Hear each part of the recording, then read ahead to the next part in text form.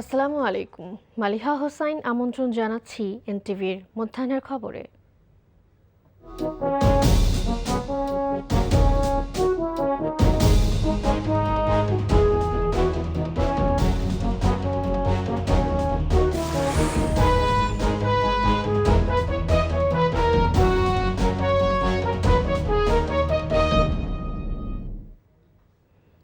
২৪শে জুলাই গণজোয়ারে নড়ে যাওয়া গদি বাঁচাতে শত শত ছাত্র জনতাকে হত্যার পাশাপাশি তথ্য গোপন করতে ১৮ জুলাই থেকে ইন্টারনেট পরিষেবা প্রথমে ধীরগতি ও পরে বন্ধ করে দেয় স্বৈরাচার শেখ হাসিনা সরকার। অজুহাত হিসেবে মিথ্যা ও বিভ্রান্তিকর বক্তব্য দেন আইসিটি প্রতিমন্ত্রী জুনায়েদ আহমেদ পলক। তবে ইন্টারনেট বন্ধ করে দেওয়া স্বৈরাচার সরকারের জন্য বুমেরাং হয়েছিল বলে জানিয়েছিলেন বৈষম্য বিরোধী ছাত্র আন্দোলনের সমন্বয়করা। বিস্তারিত সেলিম মালিকের রিপোর্টে।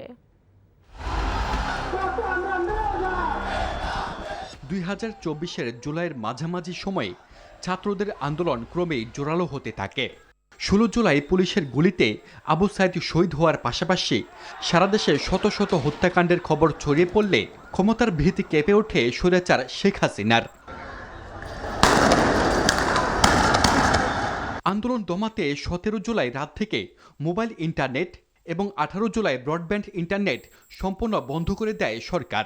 এরপর ২৪ জুলাই সীমিত পরিসরে ব্রডব্যান্ড ও ২৮ জুলাই মোবাইল ইন্টারনেট চালু করলেও ৪ আগস্ট অসহযোগ আন্দোলনের ডাক দিলে ফের বন্ধ করে দেওয়া হয় ইন্টারনেট সেবা।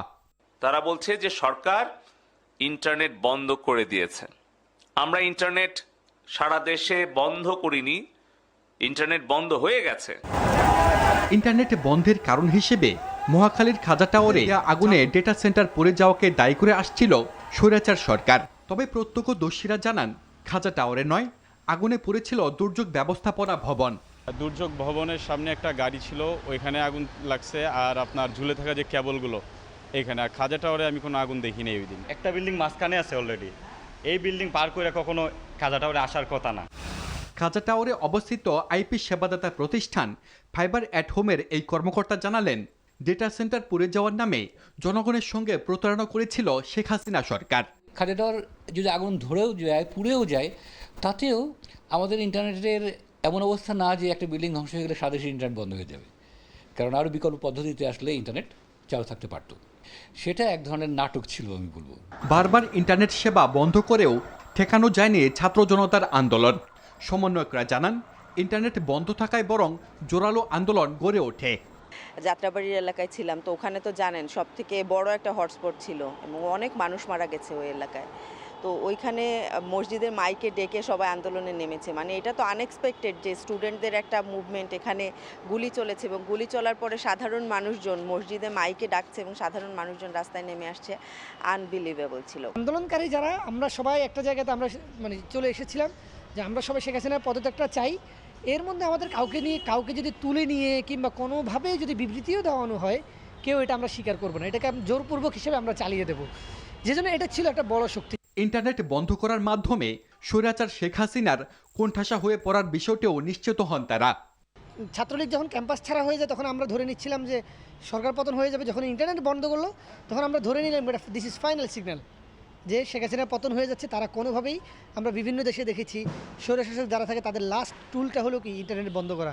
তারা তখন চেষ্টা করে নেপালে, তারা শ্রীলঙ্কাতে তারা চেষ্টা করে, তারা ব্যর্থ হয়েছে। ওইখান থেকে আমরা দেখলাম যে আসলে এই গভর্নমেন্ট আর টিকবে না। ডিজিটাল যোগাযোগ বন্ধ করেও ছাত্র জনতাকে দমাতে পারেনি সরকার। ১৭ বছর আঁকড়ে থাকা ক্ষমতা ছেড়ে দিয়ে জীবন বাঁচাতে শেষ পর্যন্ত ভারতে পালিয়ে যেতে বাধ্য হয় স্বৈরাচার শেখ হাসিনা। সেলিম মালিক, এনটিভি নিউজ, ঢাকা। ১৮ জুলাই গণ অভ্যুত্থানের ইতিহাসের রক্ত ঝরা দিন। ২০২৪-এর এই দিনে রাজধানীর উত্তরায় আন্দোলনকারীদের হাতে পানি তুলে দিতে গিয়ে পুলিশের গুলিতে নিহত হন মীর মাহফুজুর রহমান মুগ্ধ। তার শেষ উচ্চারণ, ভাই পানি লাগবে কারো? পানি আজও জুলাইয়ের সবচেয়ে বেদনাময় স্মৃতিগুলোর একটি। বিস্তারিত জানাচ্ছেন আবির আহমেদ।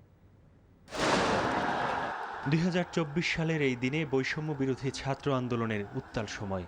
রাজধানীর উত্তরার আজমপুরে পুলিশের গুলিতে প্রাণ হারান খুলনা বিশ্ববিদ্যালয়ের গণিত ডিসিপ্লিনের ১৯ ব্যাচের শিক্ষার্থী মীর মাহফুজুর রহমান মুগ্ধ। তিনি ছিলেন না কোনো রাজনৈতিক নেতা, ছিলেন না মিছিলের সামনের সারির মুখ। তৃষ্ণার্ত আর আহত আন্দোলনকারীদের হাতে পানি ও বিস্কুট পৌঁছে দিচ্ছিলেন একজন সাধারণ মানবিক তরুণ। চারদিকে টিয়ার শেল, গুলির শব্দ আর আতঙ্ক। তবু নিজের নিরাপত্তার কথা না ভেবে ছুটে বেড়াচ্ছিলেন তিনি। তার কণ্ঠে বারবার ভেসে আসছিল, ভাই পানি লাগবে, পানি।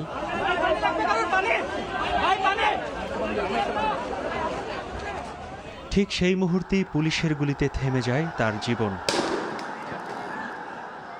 মুগ্ধের মৃত্যু যেন বদলে দেয় আন্দোলনের আবেগের ভাষা।